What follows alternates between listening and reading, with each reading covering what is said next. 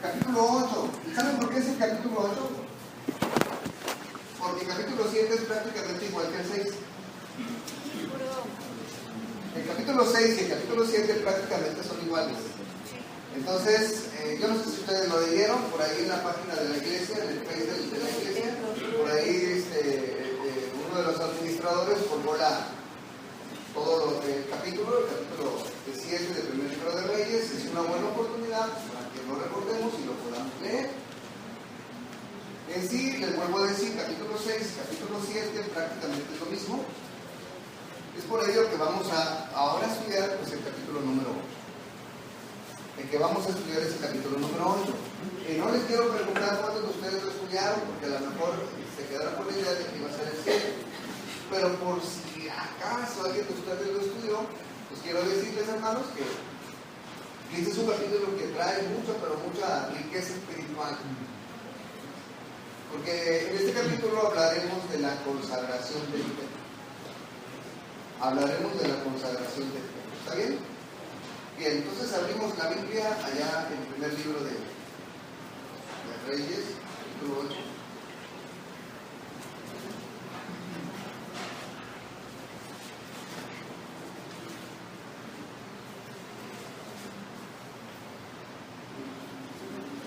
Y hay un versículo por allá, no se lo voy a nombrar ahorita porque no quiero que se me distraigan, nada más lo quiero hacer mención en el capítulo 6, capítulo 7, donde dice la Biblia que cuando estaban labrando las piedras que iban a colocarse en el templo, saben que los labradores o los artesanos no cortaban las piedras ahí en el templo. ¿Saben dónde las hacían? Las hacían afuera de la ciudad. Y luego ya acercaban las piedras, con las piedras ya las traían cortadas y empezaban a construir el templo. Eso a mí me llamó bastante la atención. ¿Saben por qué? Porque regularmente hablamos de una fiesta solemne a la hora del culto. Y estas palabras parecen contraponerse. ¿Qué entienden por la palabra solemne? Seriedad. Muy bien. ¿Perdón? Respeto, seriedad. Tal vez eso podamos entender por solemne, pero ¿qué entienden por fiesta? Alegría. Júbilo, alegría, gozo, ¿verdad? Entonces, pero la Biblia ya habla de una fiesta solemne, que el culto es una fiesta solemne. O sea, una fiesta que es entregada a Dios de forma tranquila tal vez. Y bueno, cuando hablamos de que las piedras eran cortadas afuera y luego eran acercadas y eran colocadas una por una en el templo para ir formando la altura y la anchura de las paredes, es más o menos algo, o debe de parecerse a algo que ocurre aquí. Va a llegar el momento, hermanos, en que haya algarabía afuera, o aquí mismo adentro, cuando tal vez estamos cantando, tal vez cuando estamos bromeando, en el tiempo tal vez de los saludos, llegamos y nos saludamos, vemos a un hermano que teníamos tiempo sin verlo, nos da alegría verlo, lo empezamos a saludar, pero llega el momento del tiempo en que tenemos que escuchar la palabra de Dios y que estemos tranquilos y quietos. Es por ello, hermanos, que insistimos que a la hora central del culto, o sea, el corazón del culto es la exposición de la palabra. Ahí les pedimos, hermanos, que estemos tranquilos, que estemos atentos, que estemos quietos, escuchando la palabra de Dios. Bueno, sé que algunos hermanos pues, van a tener que salir tal vez por el aire, no sé, cualquier otra cosa. Pero mientras que nosotros dispongamos nuestro corazón a meditar y a escuchar la palabra, les aseguro que Dios traerá bendición. Porque eso, bueno, aunque escuchemos esos ruidos también, ¿no? ¿Está bien? Ok. Entonces, en el capítulo número 8 del libro de los Reyes, ahora nos damos cuenta, el primer libro de los Reyes, de la consagración del templo. Ya vimos la semana anterior cómo es que era formado el templo, cómo es que se construyó el templo. Ahora había necesidad de consagrar. Y quiero hacerles otra pregunta. Esta pregunta tiene que ser un poquito más personal y se las hago a ustedes. Si no me quieren contestar, no hay ningún problema. Ahora sí, protesta nada más que sea en orden. Pero, ¿a qué venimos? O sea, cuando ustedes entraron aquí a este lugar, ¿a qué vinieron? A adorar a Dios. Muy bien. Yo creo que todos, no es que el 90%, tenemos esa respuesta. A adorar a Dios. ¿Saben qué es correcto? A eso hemos venido, a adorar a Dios. Pero ¿saben qué? Si yo les preguntara después, muy bien, esa es una respuesta correcta, tienes palomita y 10. Ahora yo te pregunto, ¿cómo? ¿Y por qué? Y ahí yo recibiría tal vez respuestas muy variadas de parte de ustedes. Algunos dirían una cosa, algunos dirían otra. Pero fíjense bien, yo les pregunto, ¿a qué venimos? A adorar a Dios. Muy bien, ahora, ¿cómo lo hacemos y por qué lo vamos a hacer? Entonces, tal vez recibiría de ustedes respuestas diferentes. Estoy seguro de eso, que recibiría respuestas diferentes. La palabra de Dios es un manual que Dios nos ha dejado para acercarnos a Él, para poder buscar su rostro y encontrar de Él paz, paciencia, benignidad, fe, mansedumbre. Y lo único que tienen que hacer sus hijos es llegar, meditar en su palabra, obedecerle con la humildad. Pero yo estoy hablando de sus hijos. Invariablemente nosotros como humanos, aún que hayamos sido redimidos por la sangre de Cristo, tenemos esta condición pecaminosa que es la carne. Y como les decía, invariablemente pues vamos a pecar. Y cuando nosotros pequemos, se va a interrumpir esa oración. Aquí la pregunta es, ¿y qué tenemos que hacer para recobrar la comunión? Vamos a empezar a leer el capítulo y ahorita damos respuesta a las preguntas que acabo de hacer. Nada más que, por ahí atrás, hermana María, ¿me puede pasar por favor esta lámpara?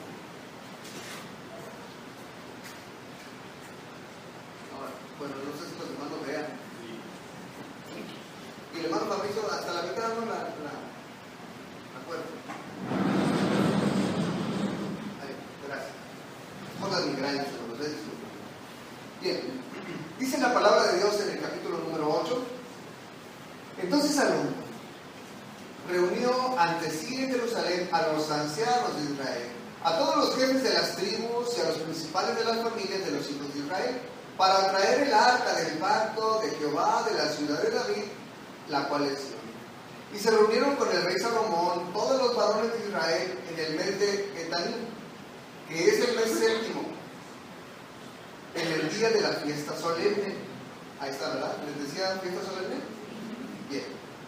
Y vinieron todos los ancianos de Israel y los sacerdotes tomaron el arca, y llevaron el arca de Jehová y el tabernáculo de reunión, y todos los utensilios sagrados que estaban en el tabernáculo, los cuales llevaban los sacerdotes y levitas. Y el rey Salomón y toda la congregación de Israel que se habían reunido con él, estaban con él delante del arca, sacrificando ovejas y bueyes, que por la multitud no se podían contar ni numerar. Y los sacerdotes metieron el arca del pacto de Jehová en su lugar, en el santuario de la casa, en el lugar santísimo, debajo de las alas de los querubines. Porque los querubines tenían extendidas las alas sobre el lugar del arca, y así cubrían los querubines el arca y sus varas por encima.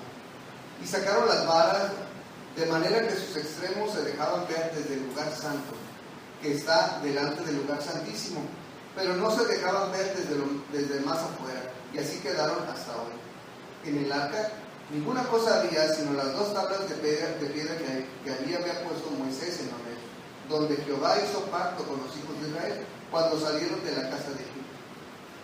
Importantes versículos 10 y 11. Y cuando los sacerdotes salieron del santuario, la nube llenó la casa de Jehová. Y los sacerdotes no pudieron permanecer para ministrar por causa de la nube, porque la gloria de Jehová había llenado la casa de Jehová. Muy bien. Tenemos entonces que termina la construcción del templo, y entonces Salomón encarga que vayan y traigan el arca del pacto. Ya lo hemos explicado, acuérdense del arca del pacto cómo era. Y los únicos que podían transportar o llevar el arca, pues eran precisamente los levitas, los sacerdotes. Eran los únicos que podían llevar el arca. Y cuando la llevaron, la colocaron en el lugar que le correspondía, que era precisamente el lugar que se llamaba el lugar santísimo. Se los vuelvo a explicar porque veo que hay muchas personas nuevas. Vamos a pensar que esta área fuera el templo construido por Salomón. Todas las instalaciones de nuestra congregación, que ese fuera el templo construido por Salomón. Muy bien, entonces se compone de salones, se compone de baños, todo eso. Olvídense de los salones, olvídense de los baños y olvídense de la cocina. Imagínense que eso no existe, sino nada más este lugar donde estamos ahorita y todo lo que viene siendo el patio. ¿Sí está bien? Al patio se le denominaba atrio, y a esta parte que era el tabernáculo. El tabernáculo era dividido en dos partes. Estaba dividido por un lugar que era el primero, que se topaba en la puerta, que se llamaba lugar santo. Y era dividido por unas cortinas en el templo cuando lo construyó Moisés. Las cortinas tenían un grosor aproximado de medio metro. Imagínense una cortina de medio metro, pues era imposible que entrara la luz hacia el otro extremo. En aquella parte, cuando estaba dividido, había tres objetos principales. Ahorita lo cantamos y otro por cierta razón lo dijo. Había un menorá o un candelabro. El menorá o candelabro es el logotipo que nosotros tenemos como iglesia. Este es el menorá. Y ese menorá de aproximadamente 2 metros de altura era de oro. Y entonces los sacerdotes ministraban de aquel lado. Y todos los días pues prendían la luz, ponían aceite y prendían para que iluminara aquella parte. En la parte de enfrente había una mesa, como la mesa del salón aquí de este primer salón, hay una mesa, no sé si has visto, de madera. Pues esa mesa servía para colocar ahí los panes que servían para alimentar a los sacerdotes. Eran los panes de la proposición. Y enfrente, o sea, uno estaba en una pared, el otro estaba en la otra pared, y enfrente estaba una caja parecida a esta que ustedes ven acá, que era de madera recubierta con oro, que se le llamaba incensario. Ahí los sacerdotes llegaban y preparaban el incienso a través de una receta que Dios les había dado. Dios les dio una receta con hierbas para preparar incienso. Agarraban el incensario y empezaban a perfumar todo ese lugar. Eso era lo que hacían. Pero todo eso lo ministraban de aquel lado. Del otro lado, ¿aquel lugar cómo se llamaba? ¿Lugar qué? Lugar santo. Del otro lado no podía entrar nadie. Únicamente el sacerdote en el día del Yom Kippur. Era el único día que podían entrar de este lado, el sacerdote, a ministrar. Y era el sumo sacerdote que entraba. Y entraba a ministrar, y ese era el día más especial para los israelitas, porque era el día que Dios hablaba con su pueblo. Y del otro lado nada más había un solo mueble, el arca del pacto. Les vuelvo a decir cómo era. Pues era una caja más o menos del doble del tamaño de esta, también recubierta, de casa recubierta con oro. Pero aquí la ventaja que tenía es que la parte de arriba era de una sola pieza, la tapa. O sea, todo era recubierto con oro, pero la tapa era de oro, completamente de oro, de una sola pieza. Y aquí había querubines, uno hacia allá y el otro volteándose acá con sus alas extendidas. Entonces los querubines se veían de frente y cubrían lo que estaba adentro. En el tiempo de Moisés había tres objetos. Estaba la vara de Aarón. Por ahí hay una vara muy buena, por cierto, que aquí trajo ayer. Estaba allá. Estaba la vara de Aarón, que era muy parecida a la que trajeron ayer con los jóvenes. Había una urna con maná y estaban las tablas de la ley. Llegaba el sacerdote, hacía el sacrificio fuera, llegaba y rociaba la sangre, y aquí había como una canaleta donde la sangre se recorría, y entonces Dios manifestaba su gloria aquí. ¿Cómo la manifestaba? A través de una nube que salía y pasaba el techo. Esa era la señal de que Dios había autorizado bendición al pueblo, porque a esa gloria o a esa nube se le llamaba la gloria Shekinah. Era la misma presencia de Dios. ¿Hasta ahí vamos bien? Bueno, cuando Salomón construyó el templo, pues no era un candelabro, eran 10, ya lo explicó la semana pasada el hermano Carlos. Pero sí colocaron el arca del pacto. Únicamente en esta ocasión nada más tenían las tablas de la ley. La Biblia no dice qué pasó con los otros dos objetos. Pero cuando fue dedicado el templo a Dios, en ese momento la misma gloria del Señor se manifestó. ¿Cómo? ¿Visiblemente vino el Señor o cómo vino? En la nube, o nuevamente en la gloria de Shekinah, que llenó todo ese lugar. Dice la Biblia que de tal forma que los sacerdotes no podían ministrar, no podían servir a Dios ahí. ¿Por qué? Porque la nube se los impedía y salieron. No podían estar ahí. Más adelante vamos a darnos cuenta que afuera había otros dos objetos que ahorita no mencioné. Había un lugar que era un altar, era el altar de bronce, era como una rampa con un altar grande, más o menos de unos 3 metros por 3 metros, donde se quemaban ahí los sacrificios. Llegaban las personas, ¿sabes qué? Pues le pedían a Dios, os traigo una ofrenda de paz. Mataban el animalito en señal de que tenía que morir un inocente y era quemado ahí el animalito. Pero la sangre era rociada alrededor de ese tabernáculo. Y también había una fuente. Y la fuente era de bronce. Y la fuente servía para que los sacerdotes, pues ustedes saben, estaban matando tanto animal que tenían que lavarse para quitarse la sangre. Que tenían que estar lavando. Entonces estos estaban afuera. ¿Sí? ¿Hasta ahí se me ubican? Bien. Entonces seguimos entonces en la lectura de la palabra. Dice la Biblia que Dios se agradó de que Salomón dedicara el templo a Dios. ¿Y cuál fue la forma en que Dios se agradó? Bajó en forma de nube, en su gloria, en la gloria de Shekinah. Y luego después de los versículos 12 en delante, escuchamos una de las oraciones más hermosas que ustedes puedan encontrar en la Biblia. Yo no sé cuántos de ustedes la han leído, pero esta oración de Salomón es una de las más hermosas que ustedes van a encontrar. Una oración donde se alaba a Dios y una oración donde se adora a Dios.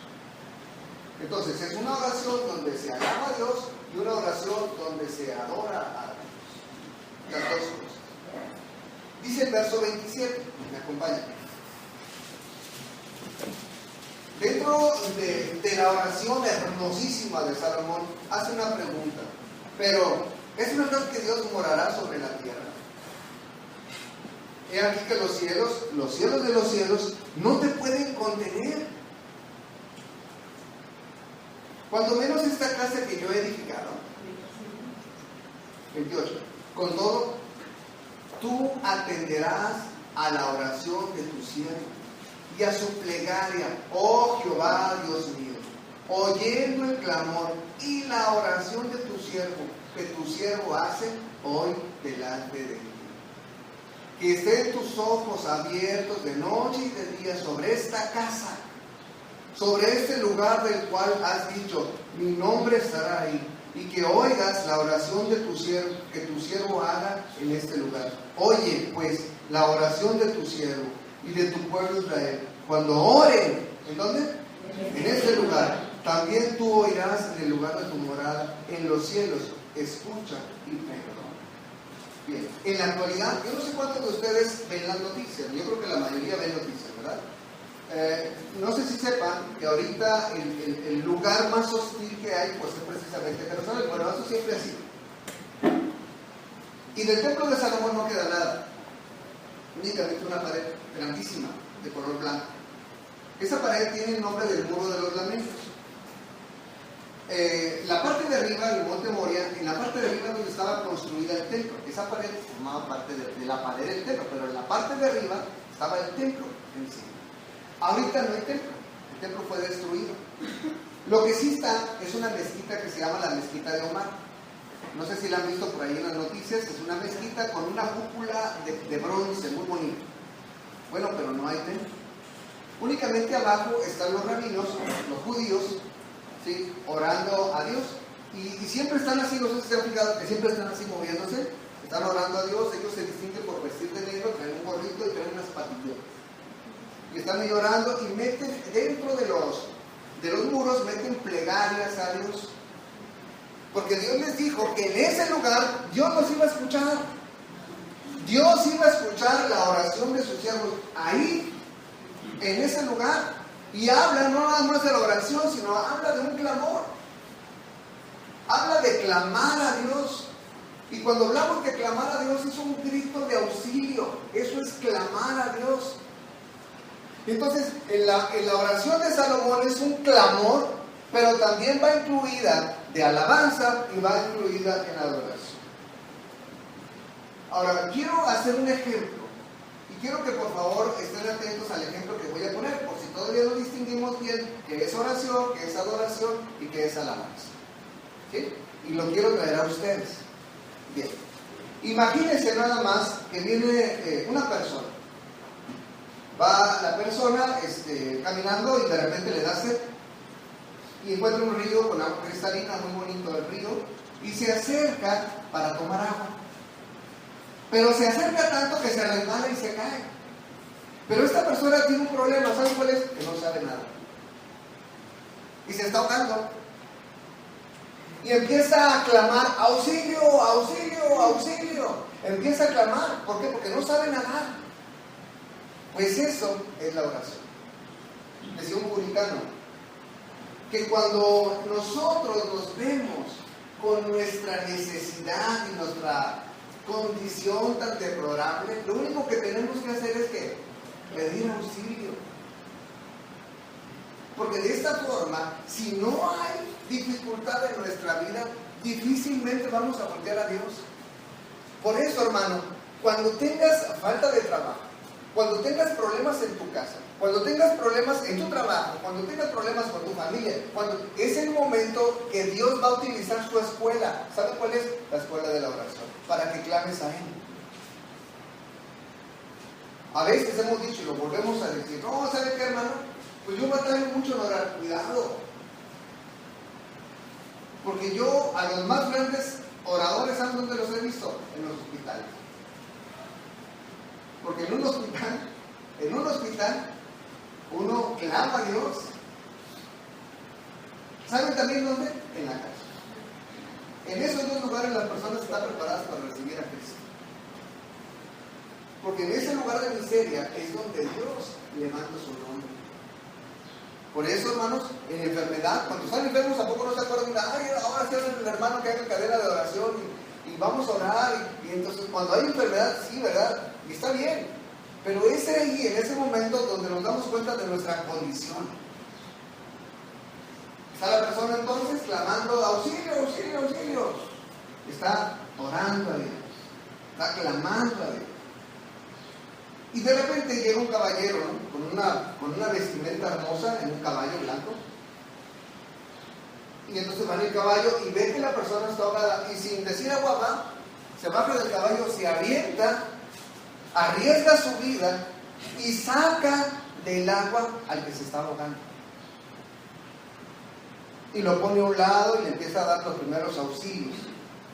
Entonces la persona que se está ahogando le empieza a decir, ¿sabes qué? Gracias. 1,000,000 de gracias. ¿Sabes qué? Te agradezco que estés aquí en este momento. Gracias por lo que hiciste. Gracias por lo que estás haciendo. Gracias. ¿Eso cómo se llama? Alabanza. Gratitud. ¿Ya notaron la diferencia? La primera, ¿cómo era? Oración. Ahora, esta persona que es rescatada, ahora está dando gracias. Eso es gratitud o es alabanza. ¿Me expliqué? Y luego, no conforme con eso, el caballero que se vestía muy bien dice, ¿sabes qué? Te invito mañana a mi casa. Vamos a comer a mi casa. Oye, pero es que yo soy pobre. A mí no me interesa. Yo te invito mañana a mi casa. Mira, esta es mi dirección y quiero que vayas. Al otro día la persona que se está ahogando llega y pues, se pone ahí sus mejores ropitas, va y se da cuenta de que el caballero que la rescató vive en la colonia más bonita de la ciudad. Y no conforme con eso, vive en la casa más bonita de toda la ciudad. Y cuando llega se queda maravillado de todo lo que ahí está. Y entra y lo recibe el caballero que le había salvado con un saludo, con una sonrisa. Gracias por venir. Pásale. Y empiezan a tratarse. Y entonces el que se está ahogando se empieza a dar cuenta que la persona que lo rescató es la persona más sabia que existe. Es la persona más inteligente que existe. Es la persona más bondadosa que existe. Es la persona más humilde que existe. Es la persona más buena que existe. Y entonces el que se está ahogando ya no lo admira porque le salvó la vida. Ahora lo admira por lo que él es. Ahora lo admira por lo que Él es y se queda mirado, plasmado a su vista en esa persona y se queda maravillado por lo que Él es. ¿Sabe qué es eso? Adoración. ¿Ya se fijaron quién es el caballero? ¿Ya se fijaron quién es el que se está ahogando? Cuando venimos al templo, hermanos, venimos precisamente a esas tres cosas. Venimos a orar, a clamar a Dios. Venimos a darle gracias por la semana que está por empezar y la semana que concluyó. Pero también le venimos a adorar y le venimos a rendir a Él culto, honor y gloria. Si tu condición no es esa, déjame decirte, entonces, ¿a qué vienes? No estoy hablando de los cristianos, no estoy hablando de las personas que nos visitan por primera, segunda, tercera ocasión, o a los que no son creyentes. Si tú eres hijo de Dios y tienes un tiempo en Cristo, y si tú no vienes y no cantas, hermano, porque me he fijado que batallamos todos en cantar. O sea, no le das gracias por lo que están ahí, por lo que aparece en la ley. Y no le das gracias y no te quedas admirado por lo que Dios hizo en tu vida. Y no dices, caray, sí es cierto. ¿Qué he estado haciendo? No le he estado dando el primer lugar a Dios. ¿Sabes qué? Estás fallando. Le estás fallando a Dios en lo primordial. Esto del templo se oye muy bonito, la consagración del templo se oye muy bonito. De hecho, quiero que me acompañen para que sigamos leyendo. Pero ahora te voy a invitar a que nos vayamos casi a los últimos versículos. Vamos a leer desde el 50, 56.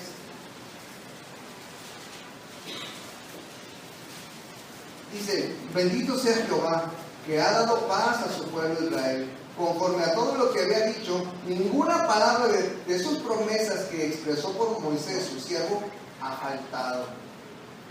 Esté con nosotros Jehová nuestro Dios, como estuvo con nuestros padres, y no nos desampare ni nos deje.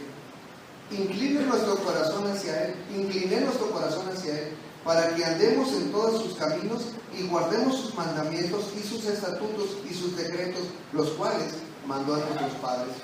A estas mis palabras, con que he orado delante de Jehová, estén cerca de Jehová nuestro Dios de día y de noche, para que Él proteja la causa de su siervo y de su pueblo Israel, cada cosa en su tiempo, a fin de que todos los pueblos de la tierra, ¿qué dice?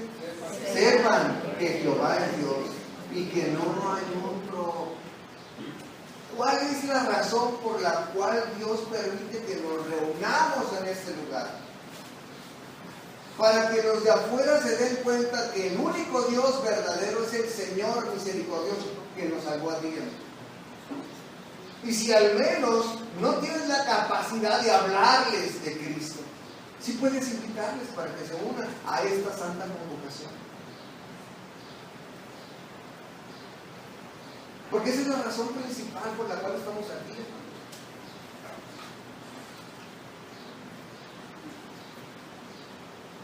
Verso 64.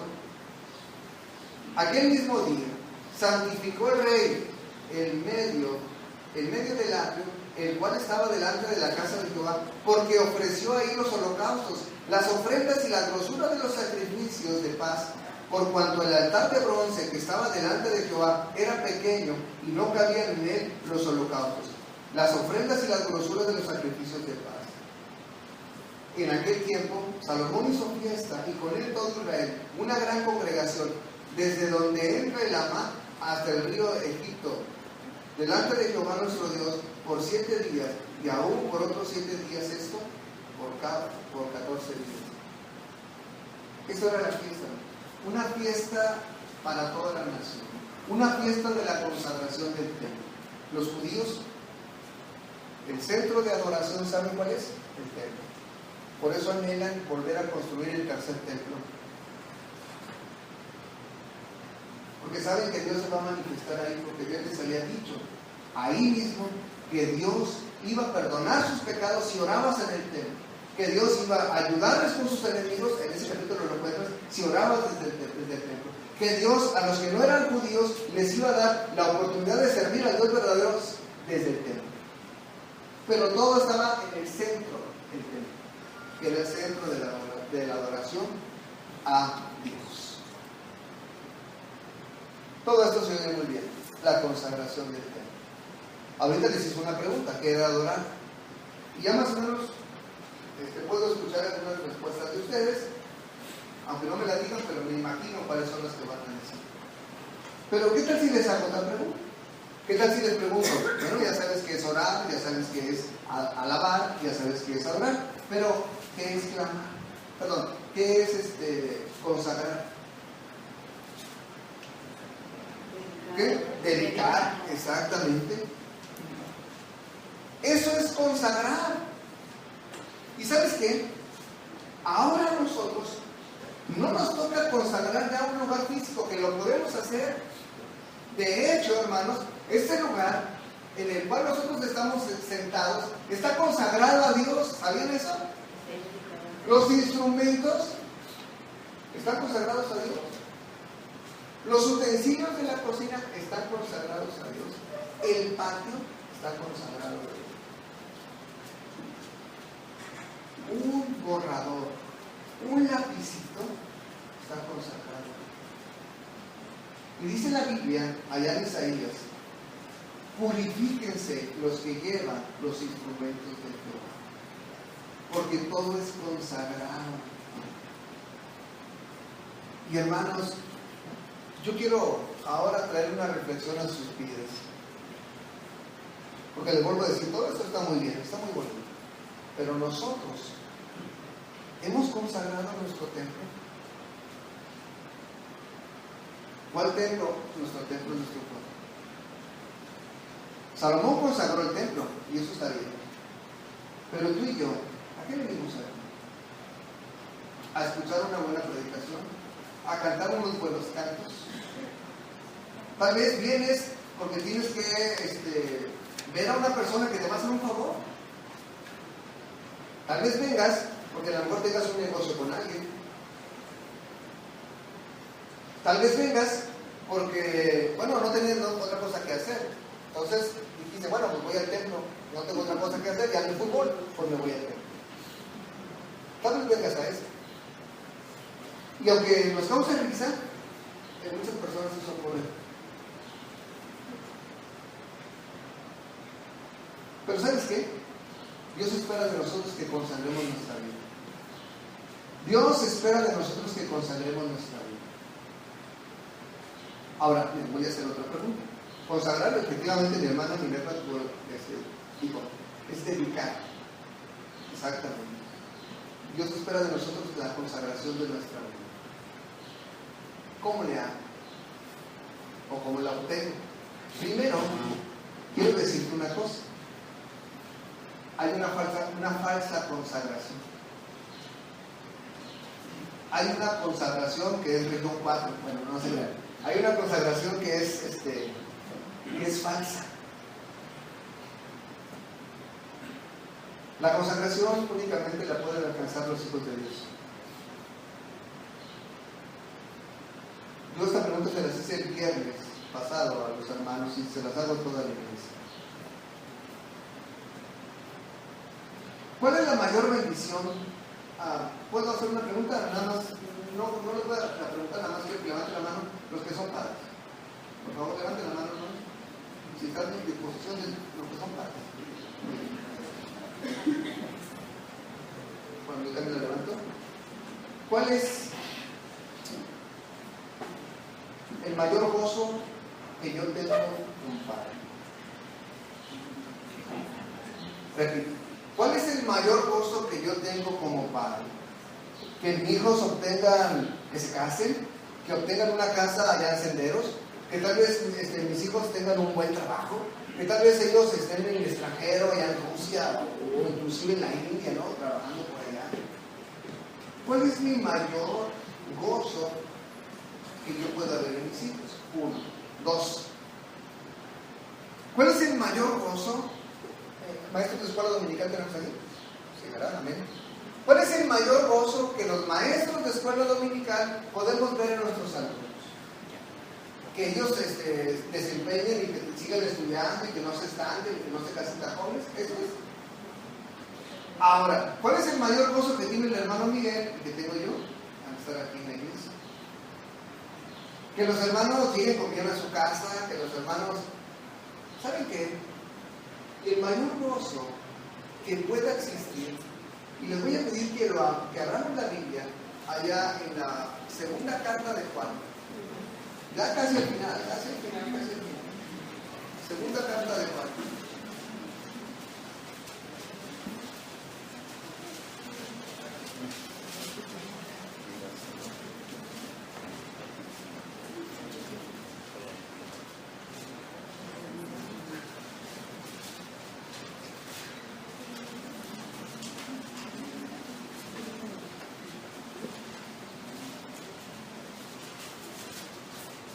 En este versículo, yo no sé si tengas la costumbre de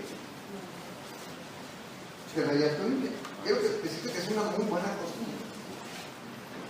Y sí les pediría a los que quisieran, la verdad, que rayaran este versículo, porque esta es la clave de la predicación.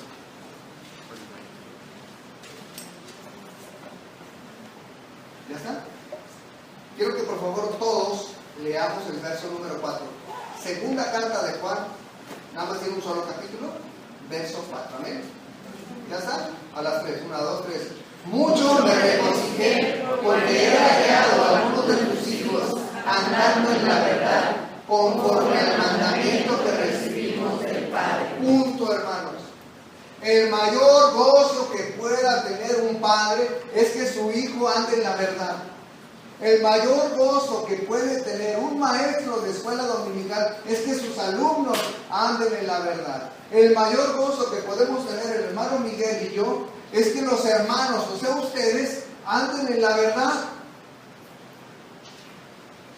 Y andar en la verdad es precisamente en la persona de Cristo, 1 de Juan capítulo 5 verso 20, porque Él es la verdad. Y cuando andamos en la verdad, nosotros, hermanos, le agradamos a Dios y sabemos que ante cualquier problema que exista, no vamos a tomar decisiones arrebatadas, sino que vamos a buscar agradar primeramente a Dios, al Señor Jesús, que es la verdad, porque a Él servimos y en Él nos movemos.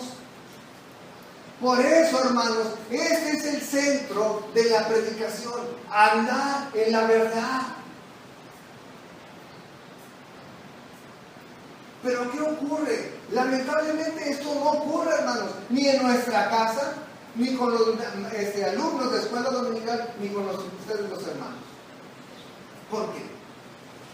Es muy fácil. Pueden ser dos situaciones. Y disculpen, hermanos, si empiezo a hablar fuerte, pero creo que es necesario. La primera es, o porque le estamos hablando a alguien que no es creyente, y la segunda es, o porque simple y sencillamente no quiere crecer. Vamos a primera carta de Pablo a los Corintios, capítulo 15. Primera de Corintios, capítulo 15.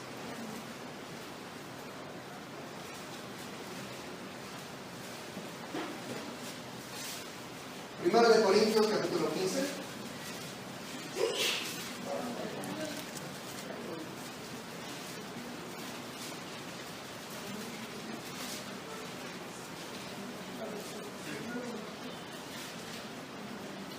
¿Ya está?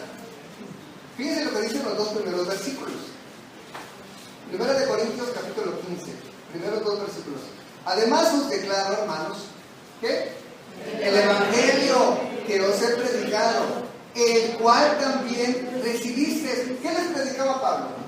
Les predicaba sobre el hablar en lenguas, les predicaba sobre tumbarlos, les predicaba sobre los mejores cantantes. ¿De qué les predicaba Pablo? Del evangelio. Y eso fue lo que recibieron los hermanos, el evangelio, porque a través del evangelio fueron salvos, en el cual también perseveráis. La palabra perseveráis, ¿qué entendemos por esa palabra? Que permanezcamos ahí. Dice, por el cual asimismo, ¿sí que? retenéis la palabra que os he predicado, sois salvos. Si no, creíste en mal. ¿Cuál es el problema en la actualidad? ¿Cuál es el problema en la iglesia? ¿Cuál es el problema en la casa? ¿Cuál es el problema con los alumnos de escuela dominical? El problema de todo ello es, la clave aquí es retener. Retener. Cuando yo me entero, hermanos, de un problema entre mis hijos, y yo, entre ellos dos, les dije de una forma, les dije gritando, les dije serio, les dije no, es más, hasta llorando, no, por favor, no le hagan eso a tu madre, y empiezo a hablar con ellos, y ellos no me hacen caso de que tienen que arreglar el problema entre ellos. Hay algo que está mal. No están reteniendo lo que yo les estoy diciendo. Cuando vengo a la iglesia y entonces exhorto a un hermano, mira, ten cuidado con esto que estás haciendo. Y quiero aprovechar, hermanos, por la decadencia espiritual que he visto, no nada más en esta iglesia, sino con hermanos que también tengo de contactos en el Facebook. Porque antes los hermanos, gloria a Dios por este día, y ahorita ya son otra cosa. Estoy vendiendo esto. Entonces ya se están olvidando completamente de Dios. Y yo se los aseguro, desde ahorita les aseguro, que esos hermanos no tardan en irse de la iglesia o dejar a Cristo. Si no es que ya me hicieron. ¿Y saben por qué? Se los aseguro, es más, con la autoridad que me da la palabra de Dios. Porque en la convicción que yo he visto, eso ha pasado. Porque te estás olvidando de llenar tu cisterna con bendiciones de Dios. Y tú les puedes estar diciendo ahorita, hermano, ten cuidado, mira, ten cuidado. Yo recuerdo en una ocasión, cuando los muchachos, cuando estábamos nosotros de jóvenes, había unos muchachitos que el papá les decía, no, yo sí voy a dejar ir a mis hijos a los antros. Y luego, ¿por qué? Para que lo comprueben, para que se den cuenta de todo lo malo. ¿Sabes qué? Y muchos dijeron, ¿sabes qué, hermano? No lo hagas, porque se te van a quedar ahí. ¿Y saben qué hizo? Uno se hizo caso, viajó y ahí se quedaron. Si yo llego ante ustedes y les empezamos a decir a cualquier otro hermano, mira, ten cuidado con tu hijo, ten cuidado con tu hija, ten cuidado con las decisiones que tomas, ten cuidado con eso. Y si tú no retienes lo que se te está diciendo, ya no es nuestro problema. Porque eres tú quien no está reteniendo la palabra. Si tienes un problema con otro hermano, ¿qué es lo que tienes que hacer? Yo pregunto, ¿que el hermano Miguel vaya y arregle la situación en la cual te metiste? ¿Qué es lo que tienes que hacer? Quiero escucharlo. ¿Qué es lo que tenemos que hacer? Bueno, eso es lo que tenemos que hacer. Ahora, necesitas, no, es que tengo que ir con el hermano Vlad para que te dé unas clases de griego, de hebreo. ¿Necesitas entender el griego hebreo para hacer eso? ¿Necesitas entender el griego para entender lo que viene en Mateo capítulo 18? ¿Lo necesitas de verdad? ¿Verdad que no? Entonces, ¿por qué no lo haces? Si tienes un problema con otro hermano, ay, esto me dio feo, ¿por qué no lo arreglas la situación? ¿Por qué te esperas a que truene la bomba y se vaya una familia o se vaya otro, se vaya aquello de este o lo otro? ¿Sabes cuál es el problema? Que nosotros mismos estamos siendo empujados o estamos empujando a la idolatría aquí mismo dentro de la iglesia, hermanos. La apostasía nosotros mismos la estamos promoviendo. ¿Por qué? Por nuestra falta de compromiso, simple y sencillamente. Porque no quieres oír a Dios. Ahora, ¿no son mis palabras? ¿Les he estado hablando mis palabras? ¿Verdad que no? Es la que dice la Biblia. Pero ¿sabes qué? Los papás, ay no, pues si ya no tienes hijos, no. Ay, pues si no, sácale la lengua tú también. Si te hace eso. Y los papás son los que dicen y hacen. ¿Por qué no retienen la palabra? Yo pregunto. Decía Jeremías, ¿sabes qué? ¿Por qué no la retienen? Porque son cisternas rotas. ¿Sabes por qué se está tirando el agua? Porque está roto algo. Y por más que le eches agua, y le eches agua, y les eches agua, y les eches agua, nunca se va a llenar. Porque siempre se va a estar tirando. Siempre se va a estar tirando. ¿Y sabes cuál es el problema? Que si Tinaco hablara, le echaré la culpa a todos, menos él tiene la culpa. No, es que tiene la culpa es que es el tubo, es que es el agua que no más sube en la noche, es que es esto, y él es el culpable de que se está tirando agua. Y eso ocurre con los hermanos de la iglesia, y eso ocurre con los papás y sus hijos. cuando quieren poner disciplina, cuando quieren poner en un hasta aquí, demasiado tarde para muchos. Porque mientras que por años se les estuvo diciendo, tráiganlos, ayudémosle, empújenlos, vamos a hacer esto, estórbenles, y nunca se hizo nada, ahorita estamos viendo las consecuencias. ¿Y sabes qué es lo que va a pasar? Que al final va a empezar a desertar. Y nosotros, yo pregunto, ¿con qué autoridad moral les vamos a decir? No, no lo hagas, hijo, si nosotros también le fallamos a Dios en nuestro compromiso. ¿Con qué autoridad moral? Yo pregunto. Y eso es lo que está pasando en la actualidad, hermanos, en las iglesias. Increíblemente en las iglesias. Hay una leyenda de un sabio que era más sabio de la iglesia. Y entonces este sabio dijo, ¿saben qué? Me voy a meditar un año al monte, al cerro. Y se fue a la montaña y fue a meditar. Y ya regresó con las armas blancas, todas destacadas, después del año. Entonces ya llegó el sabio, todo el mundo del pueblo, ¿no? Y era un miembro de la iglesia, era un anciano de la iglesia. Y llegan y le empiezan a preguntar, oye, y ahora que regresaste, ¿qué has visto? ¿Qué has visto aquí en el pueblo? ¿O qué has visto pues aquí cuando regresaste? No, pues mira, vi, pues, cómo es que unos hijos le gritaban a sus papás. Eso dice, ¿no? ¿Qué más dice? No, pues vi cómo, una pareja de novios estaban allá, pues, allá en los oscuro. ¿Y qué más dice? Y empecé a ver esto, y empecé a ver esto otro, y empecé a ver esto otro. Y yo, caray, pues todo el mundo se queda con pura mundanidad, ¿verdad? Y le preguntan, oye, ¿y en el templo qué viste? No, pues casi todo lo vi en el templo. Eso que te estoy diciendo lo vi en el templo. O sea, yo no he visto nada afuera, yo todo eso lo vi en el templo.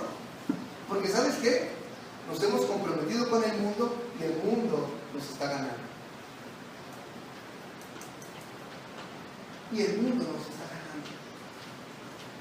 Y por más que prediquemos fuerte, por más que predicamos duro, ¿saben qué? Los culpables son otros que no yo.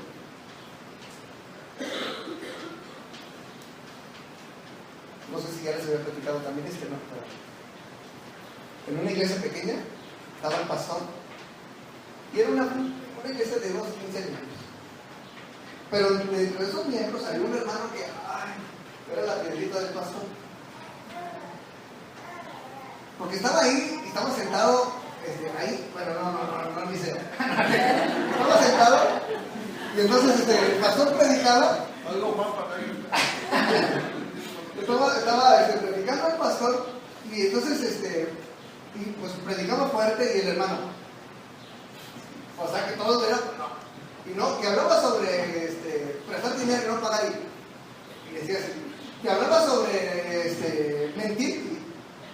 Entonces, pues todo el mundo se daba cuenta, pues estaba adelante. Y que hablaba sobre pues otra cosa y hasta se paraba ahí. Entonces el pastor decía, híjole, ¿cómo le hago? No, total, en un día, que hubo una nevada, no fue nadie a la iglesia, más que ese hermano. Y dijo el pastor, no, Dios me lo puso de pechito. No, agarró la Biblia y ahora todo lo que traigo en mi corazón se lo descargó así directamente al hermano, se lo descargó todo. Entonces el pastor decía, se animaba más porque veía que el hermano estaba. Y hasta decía así. No, el pastor se emocionaba más y le tiraba. Y decía el pastor, le está llegando al hermano. Donde que al final hasta se le salen las lágrimas al hermano que estaba ahí abajo y el pastor, no, está llegando el mensaje, gracias Dios. Y ahí llega y le pregunta al hermano, oiga hermano pastor, el mejor sermón que le he escuchado en toda mi vida. ¿Le gustó, hermano? Y luego sí. Pues qué lástima que no vino nadie de los que les tocaba. Qué lástima que las personas, pues no le tocó a nadie porque ni vinieron. Bueno, es que siempre los culpables son otros, ¿no? ¿Y sabes qué? Poniéndolos un poquito más serios. La consagración tiene que ver con un estilo de vida, con entregar mi cuerpo a Cristo. Mis ojos, decía el mismo Job, mis ojos hicieron pacto para no ver doncellas, mis manos hicieron pacto para no robar. Y eso es consagrarnos. Consagrarnos es darle mi tiempo, mi espacio, todo a Dios. Y eso es lo que Dios nos pide a cada uno de nosotros. Si nosotros no lo hacemos, esto que estamos haciendo y que donde lamentablemente esta iglesia está cayendo, es un ritualismo más,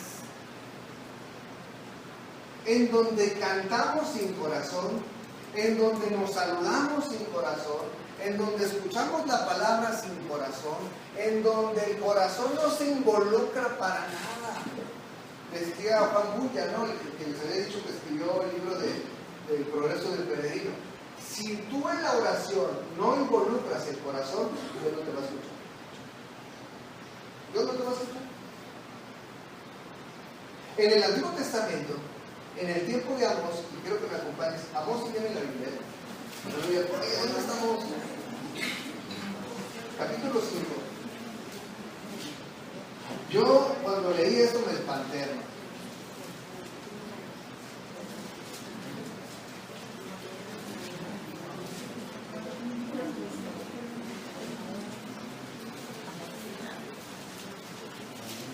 Amós. Es uno de los profetas menores, después de Daniel, después de Oseas. ¿Sí está bien? Sí. Ya lo localizamos.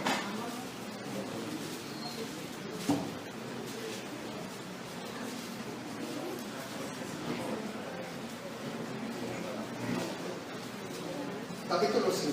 No me voy a detener tanto, quiero leer. Dice la Biblia. Capítulo 5, verso 21, 22 y 23. Amós 5, versos 21, 22 y 23. ¿Ya lo tienen? Fíjense lo que dice la Biblia. Aborrecí, abominé vuestras solemnidades y no me complaceré en vuestras asambleas. ¿Qué es lo que era una asamblea? El culto. Imagínense que Dios nos manda aquí una carta y nos diga, ¿sabes qué? Ya me tienes hasta acá con tus cultitos. Y si me ofrecieres vuestros holocaustos y vuestras ofrendas, no las recibiré, ni miraré a las ofrendas de paz de vuestros animales engordados. Quita de mí la multitud de tus cantares, pues no escucharé las salmodias de tus instrumentos. Imagínense que Dios nos dijera eso. ¿Sabes qué? Ya me tienes hasta acá. En las pocas palabras, tu culto me enferma. Tu culto me enferma. Y cantan bonito, y hacen esto, y se saludan, y todo, pero me enferman tus cultos. ¿Y sabes por qué?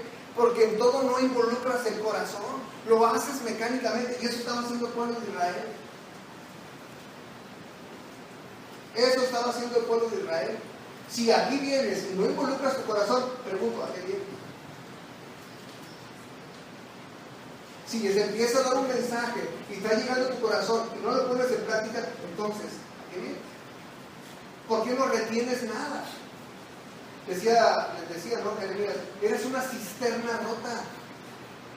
No retienes nada. Se te va el agua como si te la tuvieras en las manos. Pero si trajéramos un vaso y le pusiéramos agua, ¿sabes qué? El vaso retiene el agua. Y cuando quieres exhortar y quieres animar, tú de tu vaso lo vas a poder hacer. ¿Por qué? Porque contiene algo. Pero si tu vaso está roto, ¿cómo vas a ayudarle a tu hijo? ¿Cómo le vas a ayudar a tu papá? ¿Cómo le vas a ayudar a tus alumnos de escuela dominical? ¿Cómo le vas a ayudar a los hermanos de la iglesia? ¿Cómo les vas a ayudar si tu vaso está roto? ¿De qué les vas a hablar? ¿Qué les vas a decir? Cuando un hermano esté desanimado, ¿qué le vas a comentar? Ay, no, a mí también me hicieron lo mismo. No, es que los hermanos, y sobre todo el hermano que hizo, eso es lo que les vas a decir. ¿Sabes por qué? Lo puedes decir porque tu vaso también está roto, está agujerado, no se llena. ¿Con qué agua les vas a hablar? Yo creo que ya es tiempo, hermanos, de que empecemos a ver por qué razón estamos aquí. Y si Dios está hablando en tu corazón, hombre, ya por el amor a Dios, ya hazlo, obedece a Dios. Estas mismas palabras me estoy acordando ahorita de 1 de Pedro capítulo 4. Dice la palabra de Dios en 1 de Pedro capítulo 4.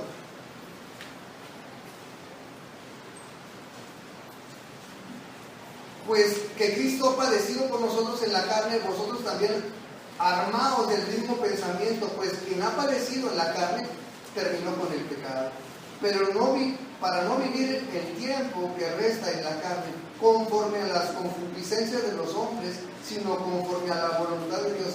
Basta ya el tiempo pasado para haber hecho lo que le agrada a los gentiles. Basta ya, hermano, de veras, basta ya de todo lo que hiciste en el pasado que agradaba a tu compadre, a tu madre, que ibas, no, pues ahora me toca ir a un bautizo y llega y ya llegó Zapata y empezabas a hacer todo eso. Basta ya, hermano. Agradabas a los gentiles y les causabas gracia, ya estuvo. Ya olvídate de eso. Andando en lascivias, concupiscencias, embriagueces, orgías, disipaciones y abominables idolatrías. A estos les parece cosa extraña que vosotros no corráis con ellos con el mismo desenfreno de disolución y os ultrajan. Pero ellos darán cuenta al que está preparado para juzgar a los vivos y a los muertos. En pocas palabras, hermano, si eso no te detiene, quiero que entiendas, por favor, que Dios escudriña tu mente y corazón, dice Jeremías. Y si tú vienes con una convicción equivocada, ¿sabes qué? Más te vale mejor no haber conocido de Dios. Te lo digo en el amor de Cristo. Más te vale. Yo comentaba con los poquitos hermanos, vinieron muy poquitos el viernes al culto. Pero yo les hablaba sobre Isaías, capítulo 6. Y decíamos que estaba Isaías y en una visión, llega Isaías y contempla al Señor en un trono alto y sublime, y dice la Biblia que sus faldas llenaban el templo. Y que llegó Isaías y dijo, ¿sabes qué? Me voy a morir. Porque mis ojos están viendo al mismo Señor que me amó. Y dice la Biblia que mientras que el Señor estaba sentado en ese trono, había unos serafines arriba.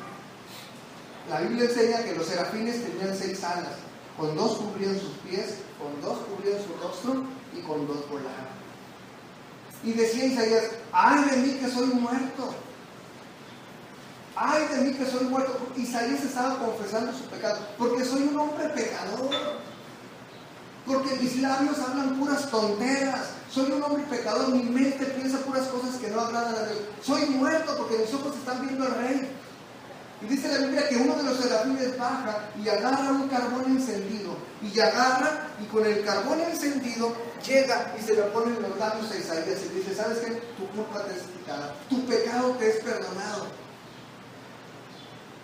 Pero ¿sabes hasta cuándo ocurrió eso? Hasta que Isaías reconoció su condición pecaminosa.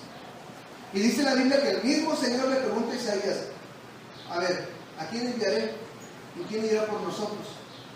¿Y qué dijo Isaías? ¿Sabes qué? Yo quiero ir, pero primero llévame con un psicólogo, porque quedé traumado. O primero llévame un curso, y luego después... ¿Eso hizo Isaías? ¿Qué dijo Isaías? Envíame a mí, envíame. Este evento, hermanos, es el evangelio pequeño. Nuestra condición de pecado, Dios nos limpia y ahora le servimos. O sea, no es para que te quedes sentado ahí en el airecito, es para servir a Dios.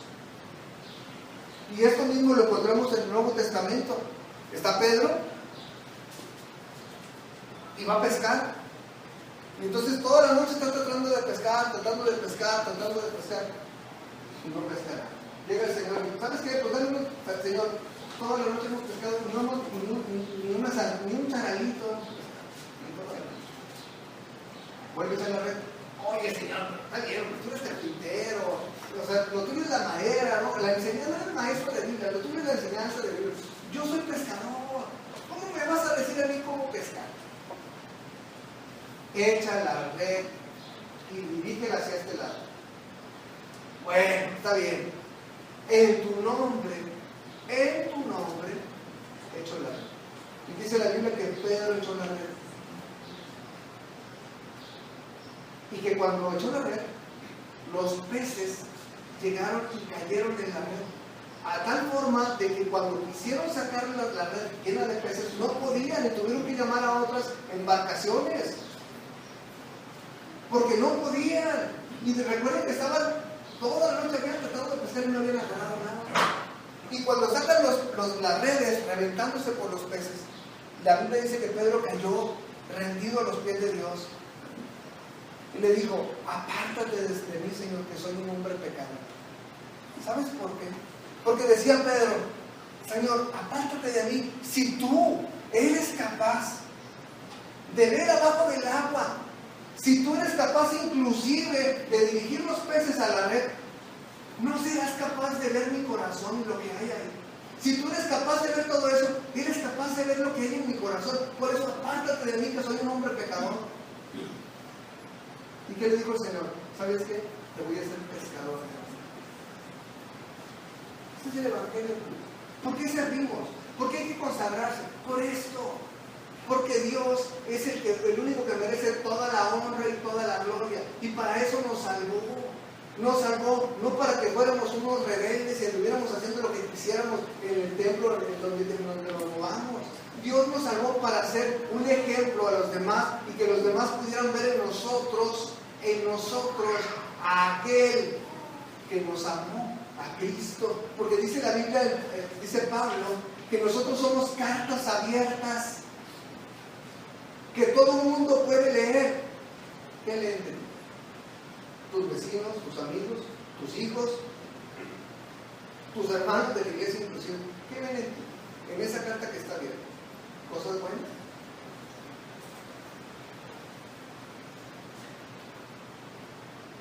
Creo que hay que consagrarnos, hermano. Hay que consagrar nuestra vida a Dios. ¿Sabes? Dios no es deudor de nada. Dios a nadie de nosotros nos queda debiendo nada. Ahora, no hay que consagrarnos para esperar un favor de Dios. Nos consagramos porque le amamos. Y si nos bendice o no nos bendice, no es mi problema. Yo lo amo porque amo a Dios, o no lo amo. O tú estás esperando algo cambio. No, es que tengo que obedecerle para que me vaya bien. Si te va mal, ¿qué? Es que tengo que obedecerle para que Dios bendiga a mis hijos. Bueno, si no te bendice con eso, ¿qué? ¿Dejas de ir a la iglesia? ¿Abandonas a Dios? Ay, Señor, tanto tiempo que te dediqué a ti para que me salgas con eso. Dios no le otorga a nadie. Es más, y aún así Dios nos bendice. Pero si tu convicción es esa, no esperes nada de Dios. Ciertamente, hermanos, si nosotros buscamos agradar a Dios, Él nos va a ayudar. Pero Dios no quiere que nosotros seamos una máquina de toma de buenas decisiones. No, Dios lo que quiere es que seamos unos adoradores. Que a cada decisión que tomemos, busquemos siempre agradar a Dios, punto. Y mientras nos ocupemos en esto, te vas, tu mente va a estar entregada a Cristo, tu corazón va a estar entregado a Cristo, y te vas a estar olvidando de todas las tonteras que a veces hacemos. Que si el hermano esto, que si los chismes, que los pleitos, que esto, que te vas a olvidar. ¿Sabes por qué? Porque estás sirviendo a Dios. Ahora la pregunta es, ¿por qué no retienes lo que estamos diciendo? ¿Por qué no lo retienes? ¿Por qué no lo obedeces? En las células estamos estudiando las 7 pruebas que yo tengo para darme cuenta si soy creyente. Los hermanos, ¿en qué prueba vamos? Vamos en las 6, ¿no? Vamos a terminar y vamos a empezar las 7. Pero la primera de las pruebas, ¿cuál es? ¿El cristiano qué hace? Obedece y guarda su palabra. Si tú eres un cristiano y no obedeces ni guardas su palabra, entonces no eres cristiano. Siempre cristiano. Ya es tiempo de que hagas uso de tu vocación. Si tú no guardas la palabra de Dios, si no la obedeces, por más que te digas hermanito, aleluya, y que cargues una Biblia bajo el brazo, no eres creyente. O sea, no te engañes. No lo eres. Quiero terminar con esto, hermanos. En San Juan, capítulo 2. Este versículo lo he leído muchas veces, pero lo quiero volver a hacer.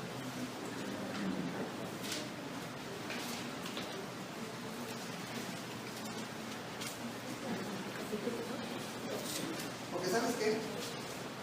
En este versículo encontramos el corazón del que es hijo de Dios y del que no lo es. Aquí está el corazón del que es hijo de Dios y el que no lo es. Verso 26. Ráyalo, hermano. Si puedes, píntalo y ponlo ahí en una cartulina en la casa. Juan 12, 26. 12 dije, ¿no? Bueno, me equivoqué, perdón, en 12. Juan 12, 26. Dije 2. ¿Qué 12?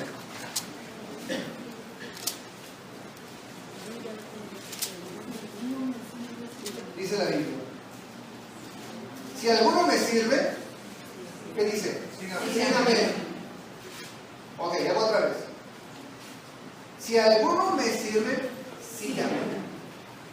Y donde yo estuviere, ahí también estará mi servidor. Y donde yo estuviere, ahí también va a estar mi servidor. Si alguno me sirve, ¿qué dice la Biblia? El Padre le honrará. ¿Verdad que hay recompensa por parte de Dios? Uno, si estás sirviendo a Cristo, le estás sirviendo. Porque donde Él está, también va a estar su servidor. Y si le estás sirviendo a Él, estás honrando al Padre. Y tu Padre te va a honrar. Y no te voy a decir que te va a dar $1 millón en una casa, no. Te va a honrar con tus bendiciones espirituales. ¿Qué más quieres? Entonces tenemos que llegar a rogarles casi a los hermanos. Hermano, por favor, necesitamos maestros. Hermano, por favor, necesitamos esto. Hermano, ay no, bueno, si esta así, entonces nos ponemos nosotros. Si a alguno le sirve, está siguiendo a Cristo. Y si estás siguiendo a Cristo, Cristo está contigo. Y si Cristo está contigo, estás sirviendo al Padre. Y el Padre te va a honrar. ¿Qué más quieres? ¿Qué más esperas? ¿Qué más buscas? Yo pregunto, ¿qué más? Si no te consagras, ¿qué esperas? ¿Qué esperas para hacerlo? ¿A qué estás esperando? ¿Otro mensaje? ¿Más tiempo? O tal vez, no, ¿sabes qué, Señor? Es que yo no estoy preparado todavía. Pues apenas tengo 10 años en Cristo. ¿Cómo me voy a consagrar? Tengo 15 años en Cristo. Es poco a poco. Cuando llega Andrés con Pedro, Pedro, acabo de encontrar el Mesías. Acabo de encontrarte. Te invito para que lo escuches. ¿Y qué dijo Pedro? No, bueno, si no me explicas el Pentateuco, yo no voy. Si no me explicas el Apocalipsis, yo no voy. No, ¿por qué? Porque Andrés no tenía ese conocimiento. Cuando tú recibes a Cristo por primera vez, ¿sabes qué? Encontré un lugar donde se predica la verdad. Y se predica no de religión, sino se predica de Cristo. Ah, bueno, a ver, explícame primero qué pasó con... Y de repente la gente cuando le empiezas a platicar eso, les entra la curiosidad. A ver, ¿y qué pasa con los marcianos? ¿Y qué pasa con los incas que no recibieron el mensaje? De repente les entra esa curiosidad, que no sé si les doy cuenta. Tú les estás hablando de una cosa y te sacan $100. ¿Sabes qué? Ven, te invito a donde se predica la Biblia. Lo único que tienes que hacer. ¿Qué necesitas? Una boca para Dios. Y un testimonio que te respalde. Eso es lo que necesitas. Vuelvo a preguntar, ¿qué te impide que sirvas a Cristo? ¿Qué te impide que te consagres a Él? ¿Qué te impide que retengas la palabra? ¿Qué? Vamos a ver. En esta tarde, Dios, queremos pedirte que nos bendigas así como estamos. Gracias, Padre, por tu palabra. Gracias porque esta palabra estoy convencido de que ha llegado a muchos de una forma diferente. Y tal vez lo que necesitaba su corazón ya lo escuchaste. Mi hermano lo que necesitaba su corazón también ya lo escuchó. Tal vez se le olvidó todo lo demás, pero lo que necesitaba su corazón ya lo escuchó. Otro hermano igual. Y eran cosas diferentes al primer hermano. Porque así es la palabra. Llega de una forma diferente a cada uno de nosotros. Y da lo que mi corazón requiere. Yo solo te pido, Dios, que esta palabra pueda llegar a un lugar donde pueda ser usada. Un corazón que pueda buscar el agradar. Qué difícil es consagrar nuestras vidas. Y es difícil porque involucra abandonar el pecado. Y a veces ese pecado es el que nos domina. Es un amo que es cruel y nos latiguea cada vez que él quiere y desea las cosas. Te toca pecar, te toca hacer esto, te toca hacer aquello, y nos controla y nos domina. Por eso es difícil la consagración, porque va en contra de lo que nos gusta hacer. Pero nosotros no queremos involucrar nuestros sentimientos, queremos adorarte por lo que tú eres, por lo que tú has hecho con nosotros y por la salvación tan grande, tan grande, tan grande que nos has dado. Por eso consagramos nuestra vida. Primero, te queremos pedir perdón por nuestros pecados. Primero, te queremos decir, Dios, que hemos querido vivir nuestra vida como hemos querido y no bajo tus mandatos. Perdónanos por ello. Queremos decirte, Dios, que nuestros pecados te los entregamos. Eso es lo que te queremos decir.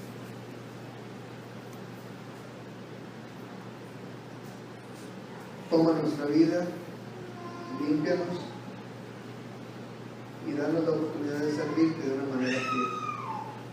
Porque ahora reconocemos que solamente tú nos puedes dar ese perdón. Ahora reconocemos que fuiste tú quien cargó nuestros pecados en la cruz del Calvario y que hoy estás a la diestra del Padre porque resucitaste. Y ya no vamos con cualquier persona ni con cualquier maestro.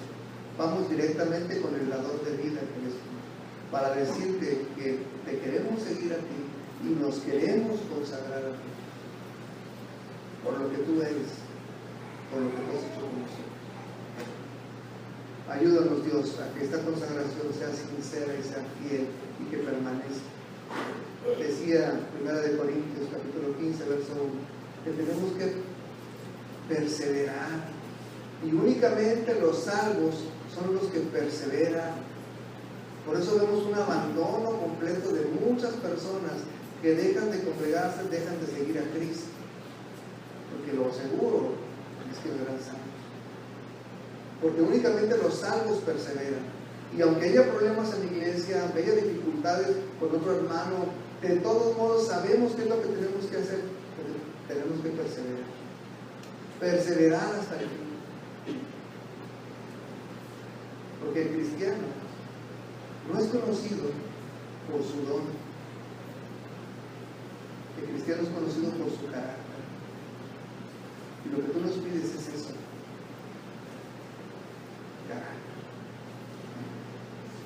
Te rogamos, Dios, que nos bendices, pues, danos esa oportunidad de podernos acercar a ti confiadamente, porque en ti nos movemos y vivimos, porque en Cristo Jesús oramos. Amén.